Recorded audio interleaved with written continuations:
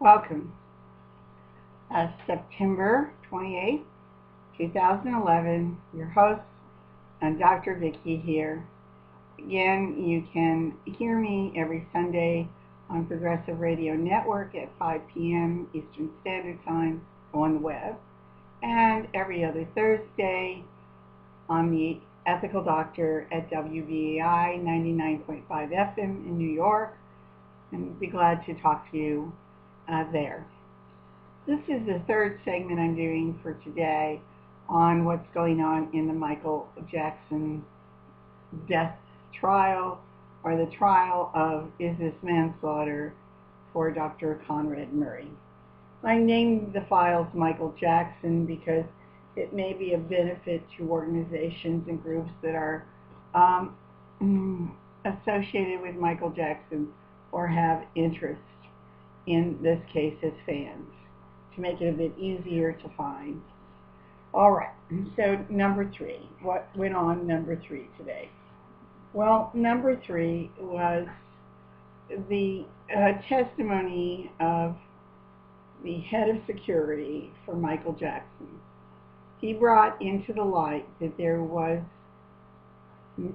Conrad Murray came to him and said that he needed a ride back to the house because there was some cream, quote unquote cream, at the home that Michael Jackson would not want the public to know about.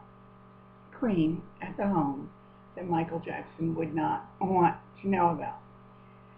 Now, when you look at the street name for the propofol, you'll have to see that it's called many things, and in the investigation and further testimony, they'll have to be looking at the references to language that was used in the home by Michael Jackson concerning this drug. What did Michael Jackson call it?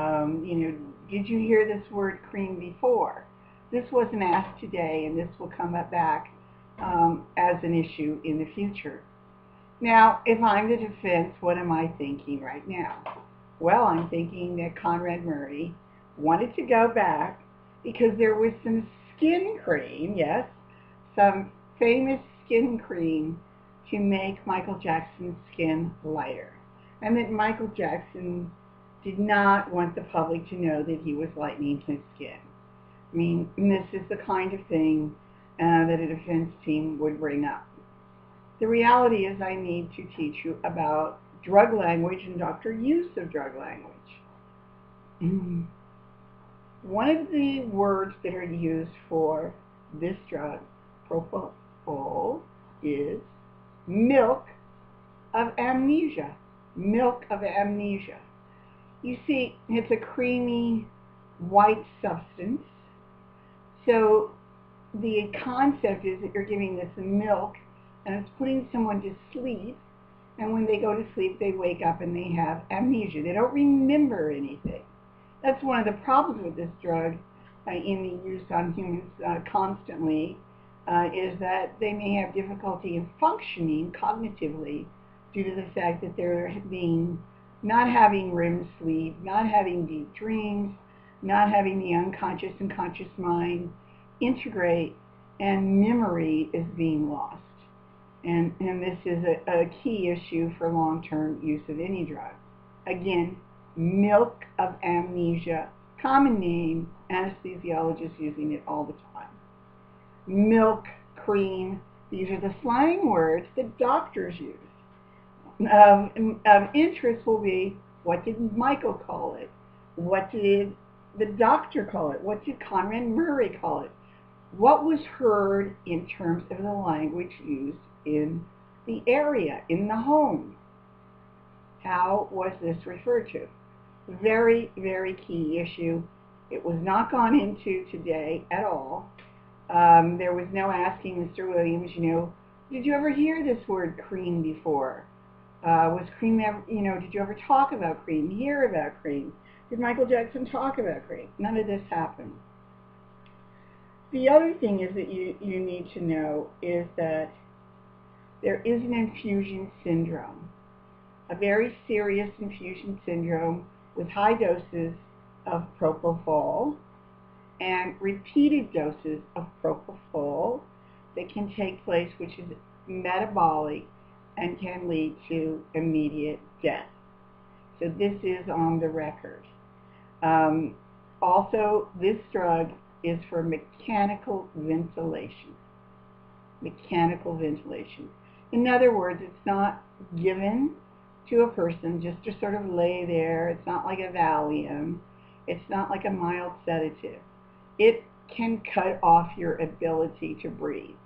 That means that you need mechanical ventilation to stay alive while you're on the drug. And that is the indicated for giving this drug, that you have to have this equipment. This equipment is what we were talking about on the 27th with Kathy Jory concerning the contract and anesthetic equipment and crash cart. So what is the cream? Again, if it's the defense maneuver would be skin cream, of course. Everybody knows that Michael Jackson didn't want people to think that he was whitening his skin. Pretty weak, but you know, everybody looks for an answer to get over a major issue. And you could easily say it was a skin cream. It's now tying these pieces together that will be necessary. So this is another key issue today. I will be reporting every day, and I want the media to know that I am available for comment, and I am looking to try to get this to the mass media, since the reporters are not covering these very key issues each day that I've seen on the television and even on the radio, that this has not happened. So this is being sent to my good buddies who I work with at Pacifica Radio, and they have permission to use my YouTubes at this point. There are 3 YouTubes now that I've done, and I'm also sending them to the fan club associations of Michael Jackson tonight. Sorry I look so, frazzled, but I am frazzled. This is a lot of extra work to do when you're trying to save the lives of women every day and work on bioethics issue. Now, there are bioethics issues in all of this, as you can tell, and I will always address them.